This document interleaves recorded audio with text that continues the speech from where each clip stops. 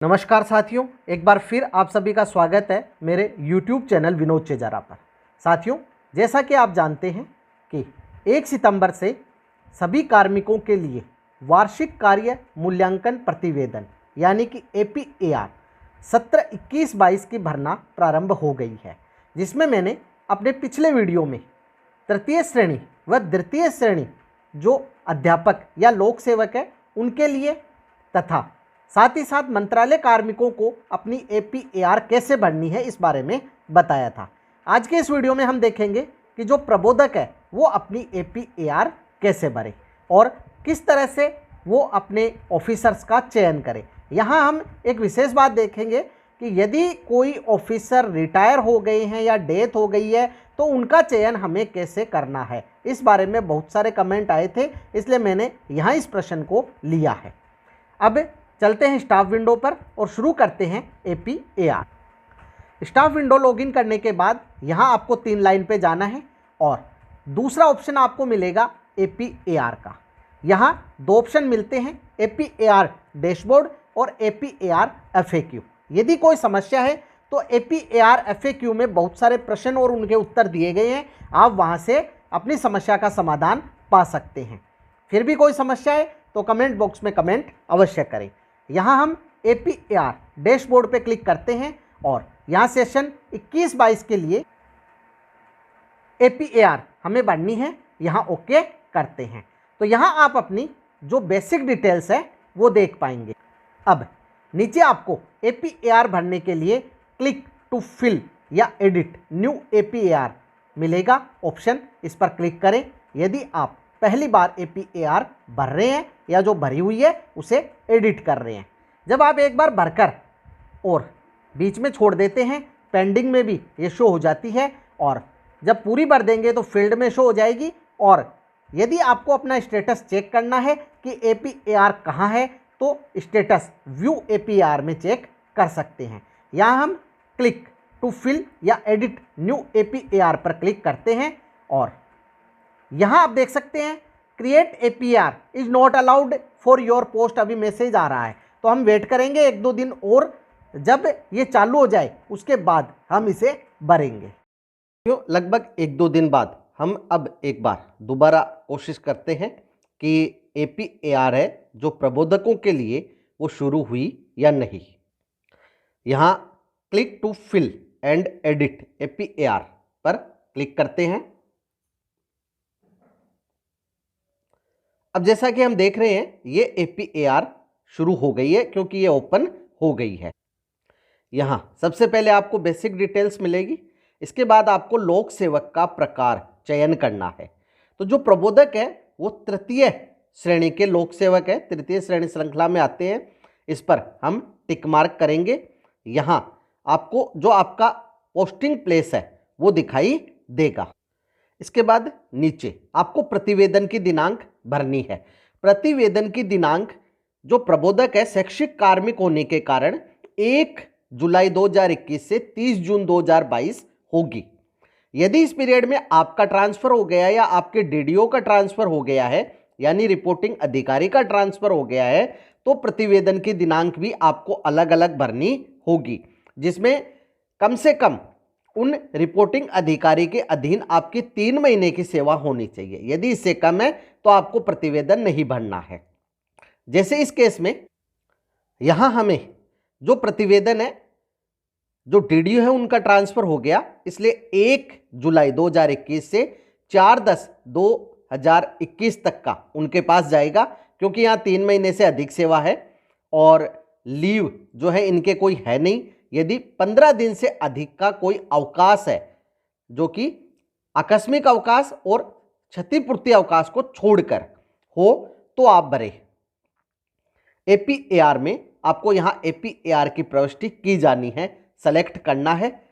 इसके बाद from type में आपको एक ही ऑप्शन मिलेगा जो आपके पद के अनुसार होगा, इसको सेलेक्ट कर लें और सेव कर दें। सेव करने के बाद नीचे ऐसी ही एक लाइन और आ जाएगी जिसमें आपको आगे का जो प्रतिवेदन है आगे जो डीडीओ या रिपोर्टिंग अधिकारी थे उनके नाम से सेव करना है। तो यहाँ हमने आगे की डेट 5 अक्टूबर 2021 से 30 जून 2022 तक सेलेक्ट कर ली है। अवकाश कोई है नहीं। इसके बाद APAR की प्रविष्टि की जानी है। यहाँ जो आपका पद है उसके अनुसार एक ऑप्शन मिलेगा, वो सेलेक्ट कर ले, पदस्थापन सेलेक्ट कर ले और सेव कर दे। अब साथियों यहाँ आपको एक विशेष बात का और ध्यान रखना है। यदि आपके रिपोर्टिंग अधिकारी रिटायर हो गए हैं, जैसे मान लीजिए यहाँ इन अधिकारी का ट्रांसफर हुआ, ये ट्रांसफर नहीं, ये रिटायर हो गए, तो 3 महीने से अधिक की सेवा हो गई, तो यहाँ आपको प्रतिवेदन भी 2 ही भरने हैं। एक पहला प्रतिवेदन 1/7/21 से 4/10/21 तक का होगा, जिस दिन वो रिटायर हुए, या मान लीजिए 31 अक्टूबर को रिटायर हुए, तो ये प्रतिवेदन में आपको रिपोर्टिंग अधिकारी में केवल उनका नाम व पद भरना है, जो अभी हम देखेंगे, और फिर वर्तमान में जो उनको सेलेक्ट करना है, और अगला प्रतिवेदन जो वर्तमान में है उनको सेलेक्ट करके भरना है। अब यहाँ से हम क्रिएट APAR एप्लीकेशन पे टिक करके एप्लीकेशन क्रिएट करेंगे। यहाँ आपसे कोई गलती हो गई है तो आप इसको डिलीट भी कर सकते हैं या पूरी एप्लीकेशन को रीसेट कर सकते हैं। यहाँ क्रिएट पर क्लिक करते हैं। क्रिएट पर क्लिक करने के बाद ओके करते हैं, और अब यहाँ आपको जो चूज ऑफिसर है दोनों प्रतिवेदन के लिए चूज करने होंगे। चूज ऑफिसर पे क्लिक करते हैं। क्लिक करने के बाद यहाँ जो बॉक्स ओपन होता है, सबसे पहले रिपोर्टिंग ऑफिसर चूज करेंगे। तो मान लीजिए पहले मैं आपको रिटायर के लिए बता देता हूँ। यहाँ रिटायर पे आप क्लिक करेंगे। रिटायर पे क्लिक करने के बाद आपको यहाँ जो है रिटायर का नाम and designation of concerned decade या रिटायर ऑफिसर, यहाँ उनका नाम और पद ही लिखना है, और इसके बाद आप जो वर्तमान में है उनको सेलेक्ट करना है। यहाँ हमारे रिटायर हुए नहीं है इसलिए वर्किंग है, वर्किंग में टिक करेंगे, और इसके बाद यहाँ मोबाइल नंबर से सर्च कर लेते हैं। मोबाइल नंबर से आसानी से सर्च हो जाता है। मोबाइल नंबर भरेंगे। मोबाइल नंबर भरकर सर्च पर क्लिक करेंगे और नीचे जो सेलेक्ट ऑफिसर है उस पर क्लिक करेंगे तो यहाँ नाम आ जाएगा। अब यहाँ सबसे नीचे इनकी डिटेल्स प्रदर्शित होगी। यहाँ टिक मार्क लगाएंगे और टिक मार्क लगाने के बाद नीचे सेव रिपोर्टिंग पे क्लिक करेंगे तो रिपोर्टिंग ऑफिसर सेव हो जाएंगे। यदि आपके प्रतिवेदन 1 से अधिक है तो आपको यहाँ चूज ऑफिसर में पहले प्रतिवेदन में केवल रिपोर्टिंग ऑफिसर का ही चुनाव करना है, आगे आपको कोई ऑप्शन नहीं मिलेंगे। अब इस बॉक्स को क्लोज कर दे। अब वापस नीचे आते हैं और सेकंड एप्लीकेशन में चूज ऑफिसर चूज करते हैं। जब हम सेकंड ऑफिसर जो एप्लीकेशन है उसमें चूज कर लेंगे तो पहले में भी ये ऑटो ही भर जाएंगे। रिपोर्टिंग ऑफिसर 1 से अधिक हो सकते हैं, लेकिन रिव्यूइंग और एक्सेप्टिंग ऑफिसर एक ही होंगे, जो कि वर्तमान में होंगे, और उनके अधीन 3 महीने से अधिक की सेवा होनी चाहिए। अब वापस जो है वर्किंग मोबाइल नंबर, यहाँ सर्च कर मोबाइल नंबर भरकर सर्च पे क्लिक करेंगे। नीचे जो सेलेक्ट ऑफिसर है वहाँ क्लिक करेंगे, ऑफिसर का नाम आएगा, और इसके बाद हम यहाँ से जो है टिक मार्क लगाकर और सेव रिपोर्टिंग पे क्लिक करेंगे। ये रिपोर्टिंग ऑफिसर सक्सेसफुली सेव हो गया है, और होने के बाद यहाँ आपको नाम मिल जाएगा। अब हमें रिव्यूइंग ऑफिसर सेलेक्ट करना है। तो साथियों यहाँ हम प्रबोधक की APAR भर रहे हैं, तो इसके लिए आप एक बार चैनल अवश्य देख लें। ये संशोधित चैनल है जो इस APAR से संबंधित सभी आदेश और सभी जो जिले जिनके की रिपोर्टिंग, रिव्यूइंग और एक्सेप्टिंग ऑफिसर जारी हो चुके हैं, आपको वीडियो के डिस्क्रिप्शन में PDF मिल जाएगी। आप वहां से डाउनलोड करके उनके मोबाइल नंबर, ID वगैरह देखकर आसानी से सर्च कर सकते हैं। अब यहाँ हम देखते हैं प्रबोधक के बारे में।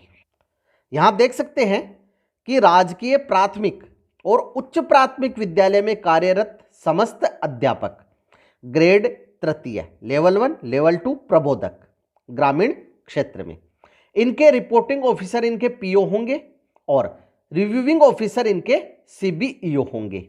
इसके बाद जो जिला शिक्षा अधिकारी प्रारंभिक है वो इनके एक्सेप्टिंग ऑफिसर होंगे। तो यहाँ हम रिव्यूइंग ऑफिसर जो हैं उसमें अब मोबाइल नंबर से CBEO को सर्च करेंगे। यहां हमने मोबाइल नंबर भर दिए हैं। अब सर्च पे क्लिक करते हैं और नीचे जो सेलेक्ट ऑफिसर है इस पर क्लिक करेंगे। इनका नाम आ गया है। अब इस पर क्लिक करेंगे और नीचे टिक मार्क लगाएंगे इनकी डिटेल के आगे सेलेक्ट करने के लिए और सेव रिपोर्टिंग ऑफिसर पे क्लिक कर कर इनको सेव कर देंगे। ये सक्सेसफुली सेव होते ही आपको यहाँ नाम दिखाई दे देगा। अब है एक्सेप्टिंग ऑफिसर। तो यहाँ हम बात कर रहे हैं जो एक्सेप्टिंग ऑफिसर है बाड़मेर के जो कार्मिक उनके लिए भर रहे हैं। और यहाँ जो एक्सेप्टिंग ऑफिसर DEO एलिमेंट्री है वो रिटायर हो चुके हैं। पूरे वर्ष वही थे 1 जुलाई से 30 जून तक और अगस्त में ये रिटायर हो गए। रिटायर पे क्लिक करेंगे। रिटायर पे क्लिक करने के बाद यहाँ उनका नाम व पद भरेंगे। तो जो अधिकारी है वो है केसरदान रत्नू। तो साथियों रिटायर कार्मिक को कैसे सेलेक्ट करना आप देख लें। पहले रिटायर पे क्लिक करें। इसके बाद name and designation of concern decade या रिटायर, यानी जो व्यक्ति मृत हो चुका है या रिटायर हो चुका है। केसरदान रत्नू DO एलिमेंट्री हमने ये भर दिया है। इसके बाद in case of excepting officer of the relevant period is discharged या retire then choose current officer of concern post और ऑफिस। अब हमें मोबाइल नंबर से जो करंट में इस पद पे है उन्हें सेलेक्ट करना है। तो मोबाइल नंबर से सर्च कर लेते हैं। वर्तमान में जो है कृष्ण सिंह महेचा जी हैं, उनका मोबाइल नंबर भरेंगे। यहाँ हमने उनका जो मोबाइल नंबर है वो भर दिया है। अब यहाँ से सर्च पे क्लिक करते हैं। सर्च पे क्लिक करने के बाद नीचे जो सेलेक्ट ऑफिसर है उस पर क्लिक करेंगे और सेलेक्ट ऑफिसर में आप देखेंगे इनका नाम आ गया है। अब इसको टिक मार्क करके सेव एक्सेप्टिंग ऑफिसर पे क्लिक करेंगे तो ये सेव हो जाएंगे। अब यहाँ आप देख सकते हैं यहाँ एक बार इनका नाम नहीं आता है, लेकिन जब हम बॉक्स को क्लिक करेंगे और नीचे देखेंगे तो यहाँ दोनों ही एप्लीकेशन में आप देखेंगे कि ऊपर वाली में भी रिपोर्टिंग रिव्यूइंग और एक्सेप्टिंग ऑफिसर और नीचे वाले में भी रिपोर्टिंग रिव्यूइंग और एक्सेप्टिंग ऑफिसर का नाम आ गया है। अब यदि प्रतिवेदन एक से अधिक है तो सभी प्रतिवेदन को आपको भरना होगा फिल एप्लीकेशन से, और एक ही है तो एक ही एप्लीकेशन भरनी है। पहले हम पहली एप्लीकेशन पे क्लिक करते हैं और इसे भर देते हैं। यहाँ आपको जो ऊपर बेसिक डिटेल्स है, इसके बाद मुख्य परिणामिक कार्यों के लिए निर्धारित लक्ष्यों के अनुसार स्वयं द्वारा किया गया मूल्यांकन। यहाँ जो है नामांकन, ठहराव, चाइल्ड ट्रैकिंग, जनसहभागिता, विद्यालय विकास और राज्य सरकार की योजनाओं में योगदान, इन दोनों बॉक्स में आपको 100% भरना है और कमी का कोई कारण है तो लिखे, अन्यथा नील लिख दे। तो यहां साथियों हम जुलाई, अगस्त, सितंबर, अक्टूबर तक जो रिपोर्टिंग ऑफिसर थे उनके अधीन हमने सेवा की, उसके लिए जो हमने कार्य किए पिछले जुलाई, अगस्त, सितंबर, अक्टूबर तक वो हमने यहां भरे हैं। जैसे नामांकन के लिए निर्धारित लक्ष्य 100% था, हमें जितना मिला हमने उतना पूरा कर दिया। 100% उपलब्धि में कमी का कोई कारण है नहीं, इसलिए नील कर दिया। ये आपको भरना सभी कॉलम को जरूरी है, नहीं तो ये सेव नहीं होता है। तो सभी में हमने 100% भर दिया है और कमी का कारण में नील लिख दिया। अब सेव एज ड्राफ्ट पे क्लिक करके इसे सेव कर देते हैं। यदि इसे सेव आपने कर दिया है, साइट लॉग आउट भी हो जाती है तो ये सेव रहेगा, लेकिन नीचे की जो एप्लीकेशन है वो हट जाती है तो आपको दोबारा भरनी होती है। अब परीक्षा परिणाम में हम देखेंगे कि पहली एप्लीकेशन जुलाई या सितंबर की हम भर रहे हैं तो इसमें कोई परीक्षा परिणाम नहीं है, क्योंकि परीक्षा परिणाम सेशन के अंत में आता है, इसलिए हम इसे खाली छोड़ देंगे। अब अन्य शैक्षणिक उपलब्धियों का उल्लेख, यदि आपने कोई लेख लिखे हैं, शोध पत्र वाचन किया है, अध्यापन प्रतियोगिताओं में भाग लिया है या अन्य कोई स्तरीय पुरस्कार जीता है तो आप लिखें इसके बारे में, अन्यथा इसमें नील भर दें। अगर आप इसको भरोगे नहीं तो ये सेव नहीं होगा। अब वर्ष के दौरान प्राप्त प्रशिक्षण, तो जुलाई, अगस्त, सितंबर में यदि आपके कोई प्रशिक्षण हुए हैं उस पीरियड में तो आप भरें, अन्यथा इसको भी खाली छोड़ दें। तो यहाँ जुलाई, अगस्त, सितंबर में कोई प्रशिक्षण है नहीं, इसलिए हमने इसको खाली छोड़ दिया है। अब है प्रतिवेदित अधिकारी द्वारा किए गए विशेष कार्यों का संक्षिप्त विवरण 250 शब्दों से अधिक नहीं हो। तो यहाँ साथियों जुलाई अगस्त सितंबर में आप विशेष रूप से जो कार्य करते हैं, जैसे नामांकन है, चाइल्ड ट्रैकिंग है, बच्चों के ठहराव है, जन सहभागिता है, जैसे 15 अगस्त पर, या आपने कोई विद्यालय विकास में योगदान दिया या राज्य सरकार की योजनाओं में योगदान दिया, जैसे शुरुआत में छात्रवृत्ति के फॉर्म भरवाए जाते हैं, तो आप आदि जो कार्य है वो यहां लिख दें, लेकिन अंग्रेजी में ही लिखें। तो यहां साथियों पहली एप्लीकेशन में हमने लिखा है student admission, child trekking, implementation of all kinds of government scheme. इसके बाद आपने यदि वार्षिक स्वास्थ्य परीक्षण कराया तो यस करें, अन्यथा नो पे ही टिक रहने दें और यहां से इसे सबमिट करें। सबमिट करने के बाद ये सेव हो गई है। अब नीचे जो दिया है for finish and lock APR, यहां भी आपको क्लिक करना होगा और इसको सबमिट करना होगा, अन्यथा ये जो है सेव नहीं होती है। अब हम सेकंड एप्लीकेशन भरेंगे। सेकंड एप्लीकेशन में भी आपको वैसे ही भरना है। पहले आपके द्वारा जो कार्य किए गए हैं इनमें 100% और कमी के कारण में नील भर दें। इसके बाद हम परीक्षा परिणाम भरेंगे। तो यहां हमने सभी जो निर्धारित लक्ष्य और उपलब्धियां है 100% भर दिया है और कमी के कारण में नील भर दिया है। अब सेव एज ड्राफ्ट पे क्लिक करके इसको सेव कर देते हैं। अब है परीक्षा परिणाम। तो परीक्षा परिणाम में आपको केवल बोर्ड परीक्षा परिणाम ही लिखना है। जैसे यहाँ प्राथमिक विद्यालय है, 5वीं क्लास है और इनका जो विषय है वो चूंकि ये संस्था प्रदान है तो ऑल आएगा। यहाँ आप देख लें, अगर संस्था प्रदान है तो आपको ऑल सेलेक्ट करना है, यदि आप शिक्षक है तो फिर आप जो विषय पढ़ाते हैं वो सेलेक्ट कर लें।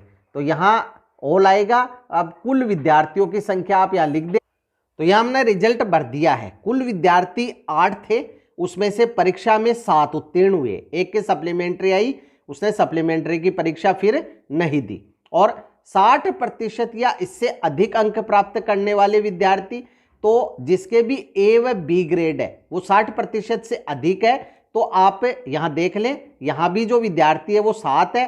अब हम इसको सेव कर देंगे।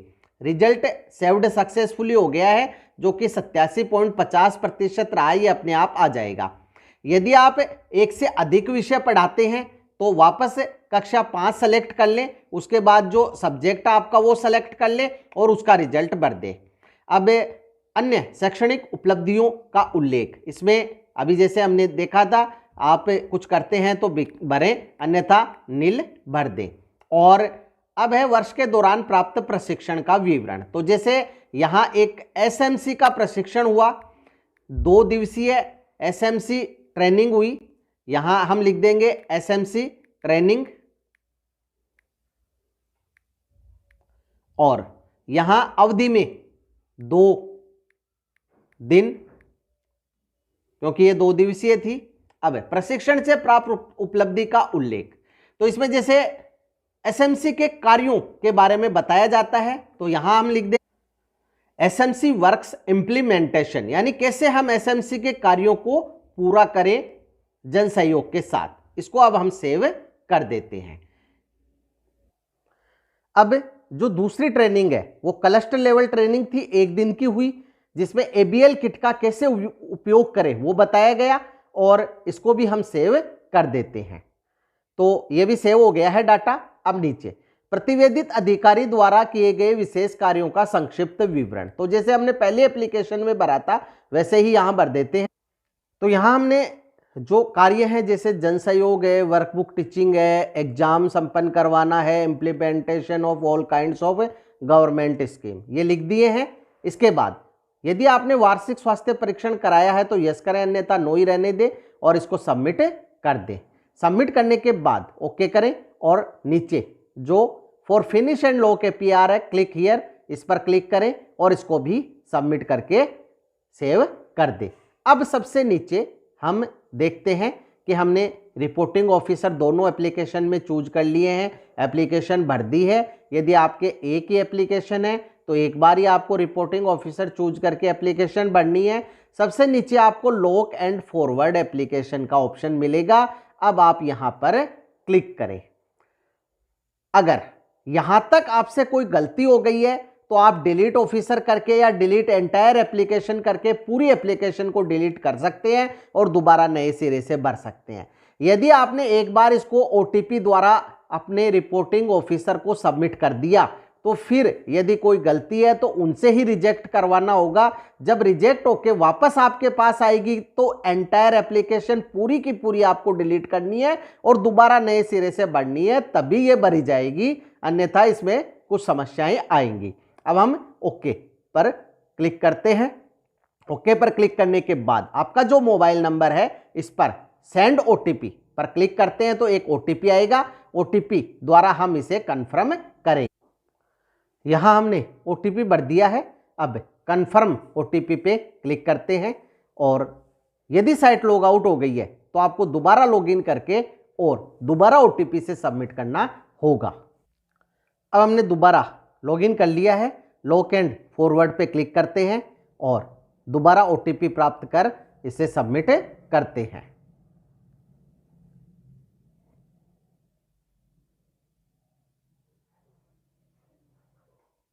तो अब हमारे पास दोबारा ओटीपी आ गया है और इसे कंफर्म कर देते हैं। तो साथियों आप देख रहे हैं जैसे ही हम कंफर्म करते हैं साइट लॉग आउट हो जाती है। तो इसमें आपको घबराने की जरूरत नहीं है क्योंकि ये अभी 1-2 दिन में स्टार्ट हुई है, प्रॉपर वर्क नहीं हो रहा है ऑप्शन। तो आप 1-2 दिन बाद ट्राई करें और इसे ओटीपी से सबमिट कर दें। तो इसी प्रकार से साथियों प्रबोधक जो हैं उन्हें अपनी APAR भरनी है। यदि कोई ऑफिसर रिटायर हो गए हैं तो रिटायर ऑफिसर का चयन कैसे करें यह भी हमने वीडियो में देखा। यदि फिर भी आपके कोई समस्या आए तो आप कमेंट बॉक्स में कमेंट अवश्य करें, आपकी समस्या का निश्चित ही समाधान किया जाएगा। वीडियो के डिस्क्रिप्शन में आपको सभी प्रकार के आदेश और PDF फाइल मिल जाएगी जिससे आप अपने रिपोर्टिंग, रिव्यूइंग और एक्सेप्टिंग ऑफिसर को जान सकते हैं। वीडियो यदि आपको अच्छा लगे तो लाइक करें, शेयर करें, सब्सक्राइब करें और बेल आइकन को टिक करें ताकि नए वीडियो के जो नोटिफिकेशन है वो आपको तुरंत मिल सके। इसी के साथ आप सभी का बहुत बहुत धन्यवाद और मिलेंगे अगले वीडियो में।